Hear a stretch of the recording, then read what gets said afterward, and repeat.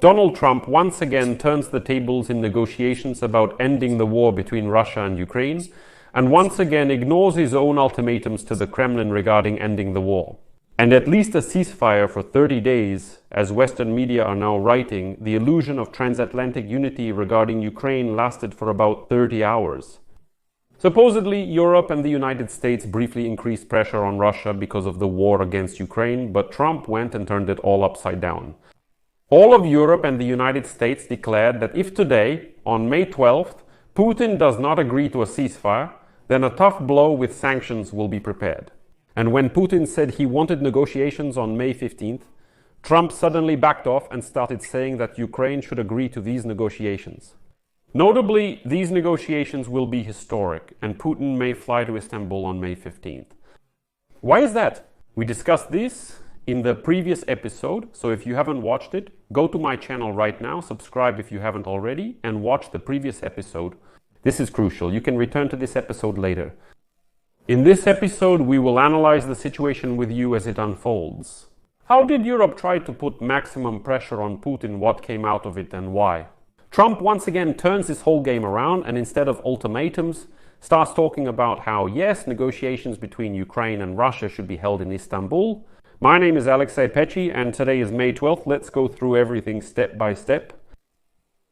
Suppose I'll start with the basics. Europe and Ukraine demanded to make a deal for a 30-day unconditional ceasefire, which was proposed by the Trump administration. 2 months earlier, European leaders stated that United States President Donald Trump personally supported their plan and threatened sanctions if Russia refused to sign this ceasefire agreement by Monday.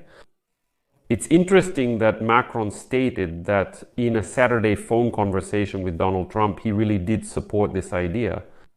Trump's special envoy to Ukraine, Kit Kellogg, even joined the chorus of United States allies demanding that Russia comply with the ceasefire and then some kind of negotiations. But then the president of Russia, Vladimir Putin, speaks, refuses to even mention the demands, and instead presents something old as if it were something new. Direct Russia-Ukraine negotiations to take place in Istanbul on May 15th, and the transatlantic unity suddenly just shatters before our eyes. Until Putin's speech, let's be honest, it looked like both Europe and the United States were finally united. And finally, Trump has seen the light, finally he understands what's happening, and he starts talking to Putin in the language of ultimatums, starts pressing him to the wall, but Trump grabs onto this proposal from Putin and simply announces it on his social media. It turned out that Putin doesn't want a ceasefire. Instead, he is now pressuring Ukrainian President Volodymyr Zelensky to hold a meeting. Right now, immediately, as Donald Trump stated. As they say, the pendulum swung in the other direction again and Trump demonstratively remained silent. While America's longtime allies were proclaiming their newfound unity, Putin spoke and Trump adjusted his stance. Zelensky could only show such personal commitment and courage and offer to hold a face-to-face meeting with Putin, a man accused of war crimes against Ukraine. This is a difficult step for Zelensky, it's important to understand that. But nevertheless, it is a worthy step. And Zelensky, seeing that Trump is starting to hesitate again, once again declares that it's good. In any case, I'm flying to Istanbul on the 15th of May, but let Putin come too. We'll talk face to face. And it's important not to rule out the possibility that behind the scenes, Moscow and Washington are working on something that brings us closer to peace. But while Trump was speaking, the European leaders seemed to start calming down a bit themselves. But Russian drones and missiles in the Ukrainian sky haven't calmed down at all.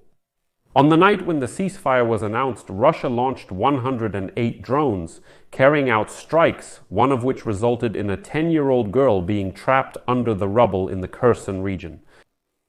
The significance of Saturday's declaration by Kyiv and its European allies was not so much in the immediate likelihood of a cessation of hostilities for a month. European leaders were apparently extremely skeptical that their initiative would receive approval from Moscow. Instead, as I wrote today in my Telegram channel, by the way, subscribe to it, the link is in the description of this video. The goal of these ultimatums from Ukraine and Europe was to prove to the White House that Putin is not interested in peace or in the specific ceasefire proposal that the Trump administration was pursuing.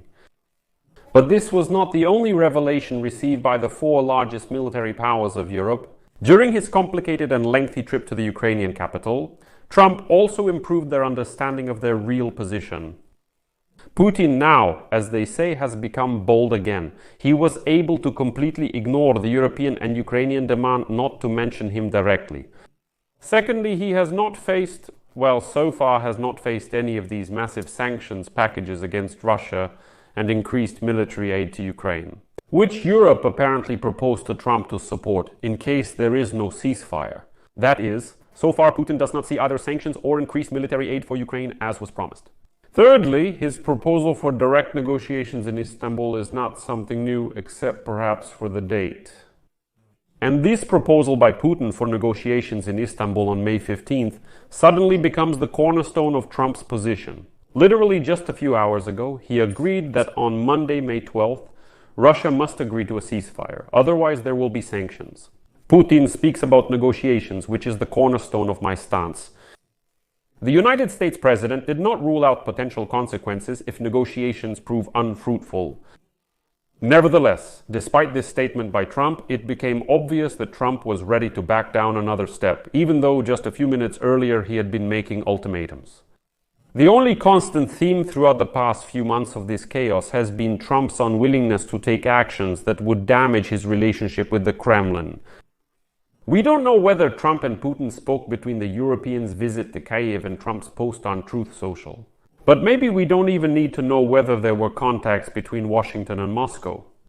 In any case, when faced with a choice between the unity sought by his European allies and the path where he, meaning Trump and Putin, remain on the best of terms, Trump chooses the latter.